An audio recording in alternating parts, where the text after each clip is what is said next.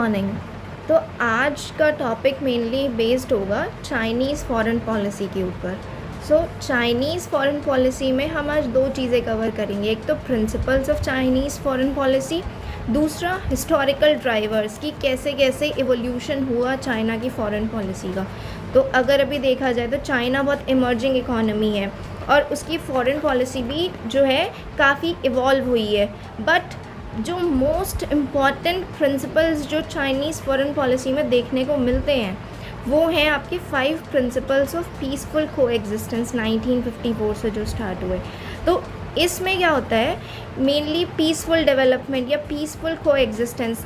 Around 1949 में China जो है वो इंडिपेंडेंट हुआ, तो एक लॉन्ग स्टैंडिंग प्रिंसिपल्स बनाए गए विच आर दी 5 प्रिंसिपल्स की mutual respect, mutual non aggression. ये अभी हम डिटेल में करेंगे कि इंटेग्रिटी मेंटेन होनी चाहिए, हम इंटरफेयर नहीं करेंगे किसी के इंटरनल अफेयर्स में, म्यूचुअल बेनिफिट के लिए काम करेंगे। तो चाइनीज़ लीडरशिप ने ये प्रिंसिपल्स लेके आए और ये ओरिजिनली 1954 में आए, जब चाइना की जो कम्युनिस्ट गवर्नमेंट थी वो नॉन कम्युनिस्ट कंट्रीज़ के साथ अपने रिलेशंस को सुधारने की कोशिश कर रही थी।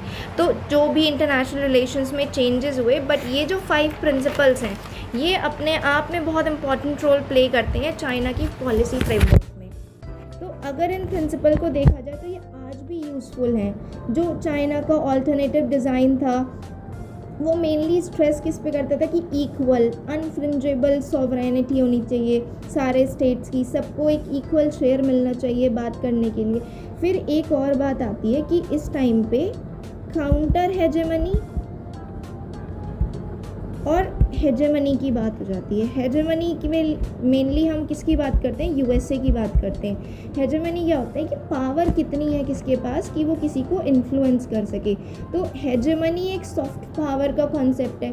तो इसमें अगर यूएसए की हेजेमनी की बात करें कि वो कितना इन्फ्लुएंस कर सकता है वर्ल्ड ऑर्डर को। अब रिसेंटली क्या हो रहा है कि काउंटर हेजेमनी के लिए चाइना का नाम आ रहा है कि चाइना डायरेक्टली काउंटर कर रहा है यूएसए की हेजेमनी को, क्योंकि चाइना इंफ्रास्ट्रक्चर लेवल पे भी अच्छा खासा काम कर रहा है, इकोनॉमिक डेवलपमेंट भी उसका अच्छा खासा हुआ है। फिर उसने मैन्युफैक्चरिंग सेक्टर सारी चीज़ें उसने बहुत अच्छे से डेवलप करना शुरू कर दिया है। फिर अभी आपने रिसेंटली देखा होगा जो टैरिफ वॉर हुआ था उसमें चाइना ने अपना कॉन्फिडेंशियलिटी क्लॉज जो है ब्रेक कर दिया था यूएस के साथ, और फिर वो पूरा ट्रेड वॉर हो गया कि यहाँ से वो अपने प्रोडक्ट्स बनवाते हैं और उसके बाद वो उन प्रोडक्ट्स को आपको बहुत महंगे एक्सॉर्बिएंट प्राइसेस पे बेचते हैं। So all this was going on. अब यहाँ पे जो प्रिंसिपल्स की बात की जाती है that mutual respect for each others territorial integrity and sovereignty, कि हम म्यूचुअल रिस्पेक्ट करेंगे, यानी कि जब से चाइना इंडिपेंडेंट हुआ है वो एक पीसफुल को एग्जिस्टेंस की बात कर रहा है कि हम पीसफुल डेवलपमेंट चाहते हैं। स्टार्टिंग में जो चाइना है वो क्या था, वीक था, तो वीक होने की वजह से उसने अपनी चीज़ों पे ध्यान देना शुरू किया कि हम idea of mutual respect for sovereignty कि हर नेशन अपने आप में सॉवरेन है। तो चाइना की जो फॉरेन पॉलिसी थी वो इस चीज़ पे स्ट्रेस करती है कि रिस्पेक्ट करो नेशनल सॉवरेनिटी और टेरिटोरियल इंटेग्रिटी को, कि किसी के भी एक टेरिटरी के अंदर हम इंटरनल इंटरफेरेंस नहीं करेंगे, म्यूचुअल रिस्पेक्ट करेंगे किसी की भी जो इंडिपेंडेंस है, जो उनके डिसीजन मेकिंग चीज़ें हैं, और अपोज करती है वो फॉरेन इंटरवेंशंस को। तो फर्स्ट में वो अपोज कर रही है किसी भी फॉरेन इंटरवेंशन को। क्यों? क्योंकि पीसफुल को एग्जिस्टेंस है ना, पीसफुल को एग्जिस्टेंस में कंट्री अपने आप में अपनी चीज़ों को, अपने इंटरनल इन्वायरमेंट्स को देखते हुए बढ़ने की कोशिश करती है। तो उस केस में यहाँ पे म्यूचुअल रिस्पेक्ट होगी तभी नेशंस आपस में काम कर सकते हैं। नेक्स्ट क्या है, mutual non aggression. Mutual non aggression की हम किसी के भी अगेंस्ट अग्रेसिव पॉलिसीज़ नहीं अपनाएंगे। हालांकि हमने देखा है कि रिसेंटली जो चाइना है बहुत एग्रेसिव वे में अपनी चीज़ें पोर्ट्रे करता है, बट म्यूचुअल नॉन एग्रेशन की पॉलिसी थी कि पीसफुल को एग्जिस्टेंस में कि आपस में हम एनिमिटी नहीं फैलाएंगे।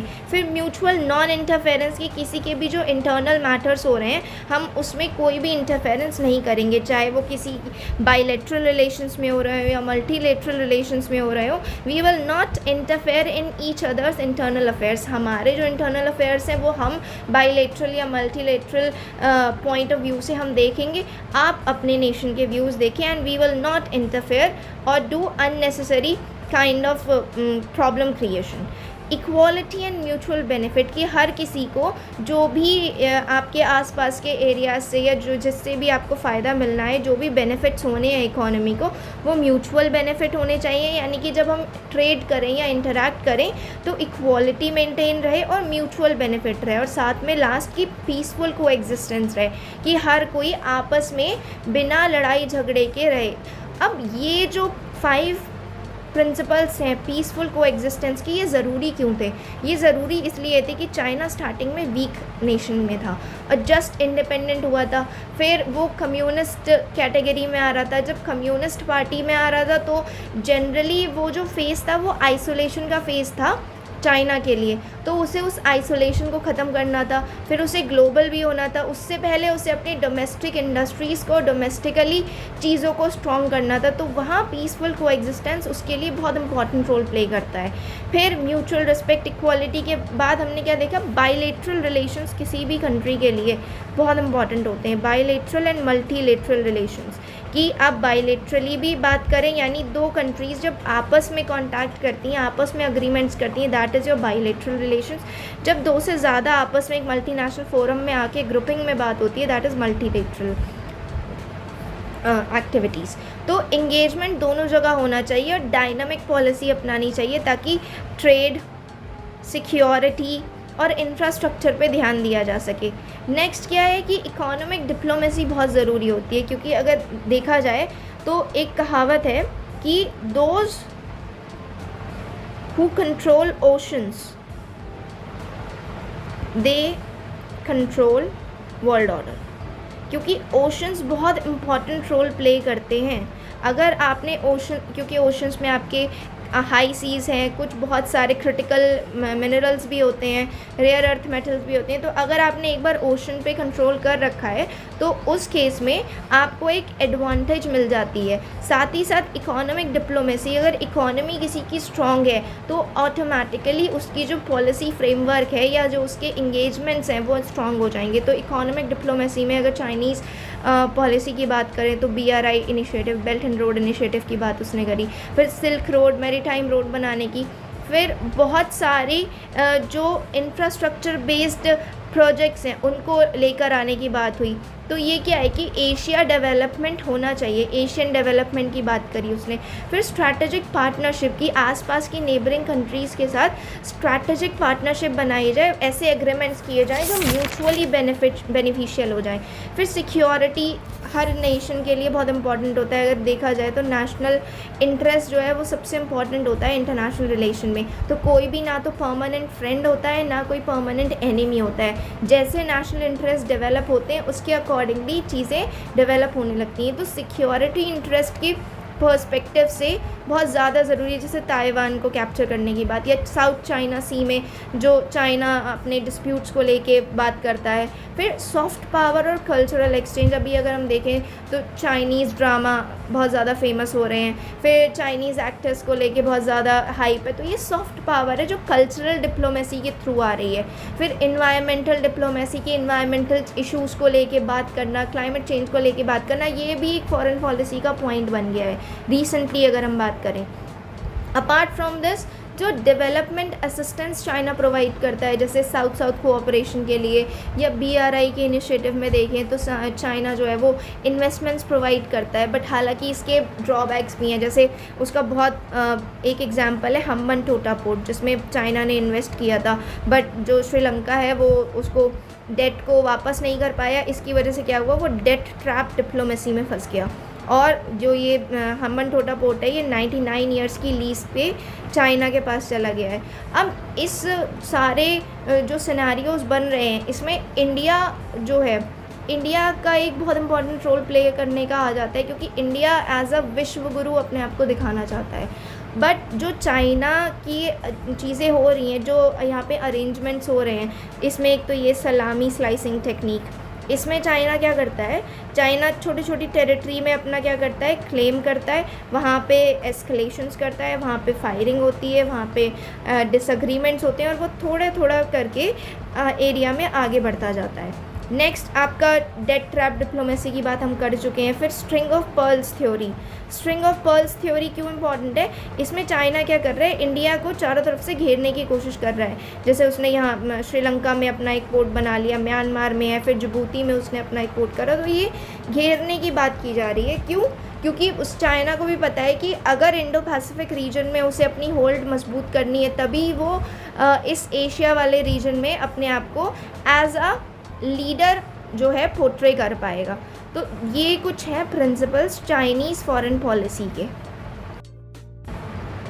अब अगर नेक्स्ट हम बात करें तो नेक्स्ट हमारा टॉपिक क्या था? Historical drivers of China's foreign policy. Historical drivers का मतलब हो गया कि कैसे कैसे चाइना की फॉरेन पॉलिसी में चेंजेस आए। तो इस चेंजेस को हम 3 स्टेजेस में डिवाइड कर सकते हैं।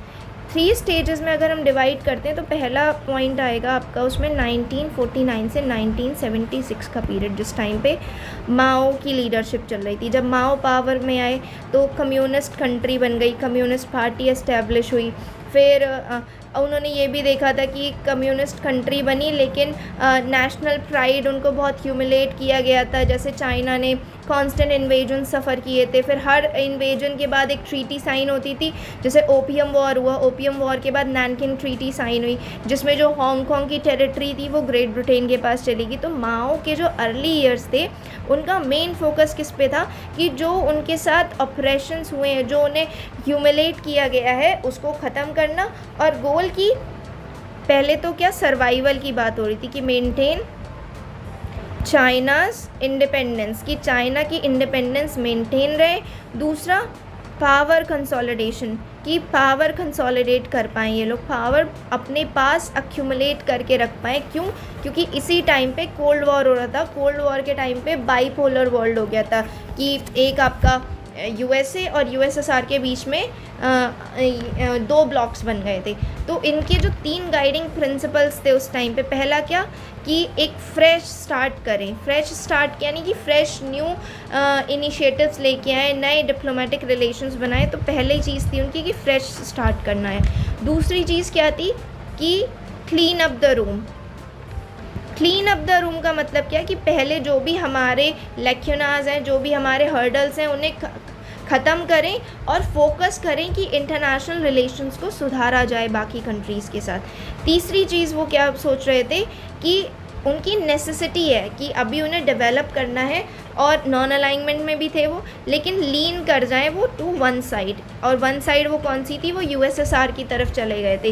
ये उनकी नेसेसिटी भी थी और इम्पॉर्टेंट था कि ताकि वो पीसफुली ग्रो कर सकें। फिर 1960s में जो चाइनीज़ कम्युनिस्ट पार्टी थी उसने इंडोनेशियन कम्युनिस्ट पार्टी को हेल्प किया। जो चाइनीज़ कम्युनिस्ट पार्टी थी उसने इंडोनेशियन कम्युनिस्ट पार्टी को हेल्प किया।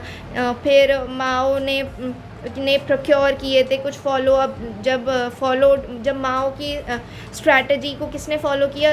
जो एनलाई ने फॉलो किया अफ्रीका में, जहाँ पे वो बात कर रहे थे कि अब जो अफ्रीका है उस एरिया में रिवॉल्यूशन के लिए टाइम बहुत परफेक्ट है। फिर 1970s के टाइम पे क्या हुआ कि जो चाइनीज़ फॉरेन पॉलिसी में पहला क्या हुआ कि चाइना ने अपने रिलेशंस ओपन करने की कोशिश करी कनाडा और यूएसए के साथ। जब कनाडा और यूएसए के साथ डिप्लोमेटिक रिलेशंस बने तो जो पीपल्स रिपब्लिक ऑफ चाइना थी 1971 में, पीपल्स रिपब्लिक ऑफ चाइना को यूएन में एंट्री मिल गई, यूनाइटेड नेशंस में।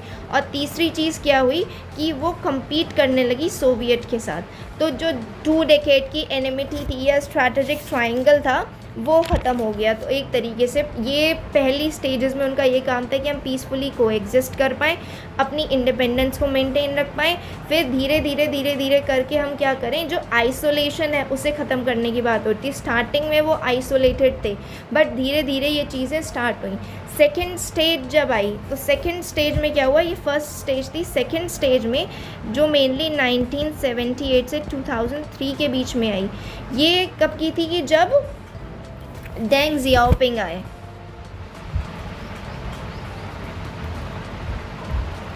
जब डेंग जियाओपिंग आए तो इस टाइम पे मेनली क्या हो रहा था कि माओ की रेन में काफ़ी पॉजिटिव चेंजेस हुए, बट कल्चरल रिवॉल्यूशन और ग्रेट फेमाइन 1959 के उसकी वजह से काफ़ी पेनफुल चीज़ें भी हुई। तो उस वजह से जब डेंग जियाओपिंग आए तो मेनली बात हुई कि उन्होंने एक कैंपेन स्टार्ट किया which is emancipation of mind campaign 1978 में, कि हम पावर अज्यूम करें। फिर 1980s में जो चाइना है 1980s के टाइम पे बहुत पॉजिटिवली जो है ग्रोथ हो रही थी, नए वेन्यूज़ देखे जा रहे थे, लिबरल चीज़ें परफॉर्म की जा रही थी, फॉरेन ट्रेड में एंगेजमेंट किया जा रहा था, एजुकेशन पे ध्यान दिया जा रहा था। बट जो 1989 का इंसिडेंट हुआ, टियानमेन वाला जो केस हुआ, इसमें क्या हुआ था कि जो सिविलियंस थे, जो अनआर्म्ड सिविलियंस थे, उन पे एक तरीके से गवर्नमेंट ने बहुत बुरी तरीके से क्रैक डाउन किया, सिविलियंस को ब्रूटली मारा गया बहुत ज़्यादा। एक तरीके से जैसे जलियांवाला बाग मैसेकर हुआ था इंडिया में, आप कंपेयर कर लो, उससे भी ज़्यादा यहाँ पे हुआ था ये तियानमेन स्क्वायर वाला जो मैसेकर हुआ था। तो इससे क्या हुआ कि सारी जो वेस्टर्न कंट्रीज़ थी जो चाइना के साथ ट्रेड कर रही थी या बातचीत में आ रही थी, उसने चाइना को आइसोलेट कर दिया। हर जगह ये जो है कंडेम किया गया। ये इंसिडेंट बहुत ज़्यादा एक तरीके से हॉल्ट कर दिया जितने भी चाइना के जो भी आपके प्रोजेक्ट्स चल रहे थे या जो भी वो लिबरल व्यू या ऑप्टिमिज्म की तरफ बढ़ रहे थे, वो एक तरीके से प्योर इस इंसिडेंट की वजह से वो एकदम से रुक गए। इस इंसिडेंट की वजह से जब चाइना आइसोलेट हुआ, उसे 5 इयर्स लगे। जब G7 कंट्रीज़ ने कुछ सैंक्शंस चाइना पे से हटाए, दोबारा से चाइना के साथ री एंगेजमेंट किया। फिर 1990 में जियाओपिंग ने क्या किया, ग्रैंड स्ट्रैटेजी फॉलो करी। अब ग्रैंड स्ट्रैटेजी जो है ताउजिंग की दी हुई एक कॉन्सेप्ट है, जिसमें क्या कि China should keep a low profile, कि आप लो प्रोफाइल रहिए और अपनी डेवलपमेंट पे, अपनी चीज़ों पे फोकस करिए। और सेकंड दूसरी उन्होंने क्या अपनाई, एक तो उन्होंने ये अपनाई ग्रैंड स्ट्रैटेजी। आज के टाइम में कुछ ऐसी ग्रैंड स्ट्रैटेजी होती नहीं। ग्रैंड स्ट्रैटेजी का मेनली मतलब ये होता है कि हम क्या पॉलिसी अपनाएंगे, कि किस तरीके से हम आगे बढ़ेंगे। बट अगर अभी देखा जाए तो ऐसी एज सच कुछ ग्रैंड स्ट्रैटेजी है नहीं। बट चाइना ने ताओजिंग की ग्रैंड स्ट्रैटेजी अपनाई थी कि China should keep a low profile. दूसरा सदर्न सोजॉन, इसमें मेनली क्या था कि इकोनॉमिक रिफॉर्म्स लेके आए जाए, रीबूट किया जाए। तो मेनली इनका फोकस किस चीज़ पे था कि किस तरीके से डेवलपमेंट को आगे बढ़ाया जाए। बीच में आपका एक हर्डल आया तियानमेन स्क्वायर मैसेकर, जिसकी वजह से इन्हें काफ़ी नुकसान और काफ़ी एक तरीके से क्रिटिसिज्म देखने को मिला। फिर नेक्स्ट जो थर्ड स्टेज आई, जो अब भी है, जो आपकी अब ये चल रही है, जिसमें रिन्यूड ड्रैगन के हिसाब से अगर बात करें तो जी जिनपिंग जब पावर में आए, ये तब की है जब ये जी जिनपिंग जब पावर में आए। तो इन्होंने क्या किया, इन्होंने पहला एक इनिशिएटिव स्टार्ट किया, रोड टू रेजुविनेशन, यानी कि चीज़ों को और सुधारा जाए। बेसिकली इन्होंने पॉलिसीज़ तो अपनी सेम रखी, बट कुछ चेंजेस किए। पहले चेंजेस क्या कि community with a shared future for Mankind, की एक ऐसी कम्युनिटी जिसमें सब अपने फ्यूचर, शेयर्ड फ्यूचर से मेनली क्या होगा कि सब मिलकर काम करें। जैसे यहाँ पे silk road, BRI initiative, regional cooperation, ऐसे प्रोजेक्ट्स जिससे ओवरऑल डेवलपमेंट हो। फिर बिग पावर कंट्रीज़ के साथ अपनी रिलेशनशिप को सुधारना, ताकि चाइना जो है अपने आप को as a great power portray कर सके। दूसरा बॉटम लाइन थिंकिंग, यानी एक स्ट्रैटेजिक अप्रोच लेना, किस चीज़ के लिए, सिक्योरिटी पर्पस के लिए। तो पहला काम क्या कि म्यूचुअल बेनिफिट की बात करी, वही सेम पीसफुल कोएग्जिस्टेंस के प्रिंसिपल्स पे अभी भी काम हो रहा है। दूसरा रिलेशनशिप सही करना, ताकि जो चाइना है वो as a great power develop हो सके। फिर सिक्योरिटी इश्यूज़ को देखना। तो ये कुछ चीज़ें थी जो जी के टाइम पे हुई। तो ये जो 3 स्टेजेस में जो उन्होंने काम किया कि इंडिपेंडेंस रहे, रिवॉल्यूशनरी एक्टिविज़म ना हो, फिर दूसरा प्रैग्मेटिक यानी प्रैक्टिकल अप्रोच ली इकोनॉमिक इंटरडिपेंडेंस के लिए, फिर इंटरनेशनल लीडरशिप के बारे में बात करना, नेशनलिस्ट डिस्कोर्स में बात करना। तो काफ़ी जो फॉरेन पॉलिसी है वो इवॉल्व हुई। बट अगर अभी भी देखा जाए तो चाइना अब as a strong nation develop हो चुका है। तो अब जब China as a strong nation है तो वो काउंटर हेजेमनी भी कर रहा है। तो काउंटर हेजेमनी होने की वजह से कि USA बहुत इम्पॉर्टेंट रोल प्ले कर जाता है फिर जब ये इंडो पैसिफिक रीजन आता है। तो यूएसए इंडिया को यूज़ करता है कि क्योंकि इंडिया एक पोटेंशियल लीडरशिप में पोटेंशियल थ्रेट है चाइना को, जो काउंटर कर सकता है उसकी हेजेमनी को। तो यहाँ और इंडिया के लिए ये बहुत इम्पॉर्टेंट भी हो जाता है कि इट्स हाई टाइम कि इंडिया अपने आप को, अगर वो लीडरशिप की बात करता है तो इंडिया एज अ विश्व गुरु इन चीज़ों में काम करना शुरू करे। तो बेसिकली हमने दो चीज़ें पढ़ी, principles and historical drivers of Chinese foreign policy.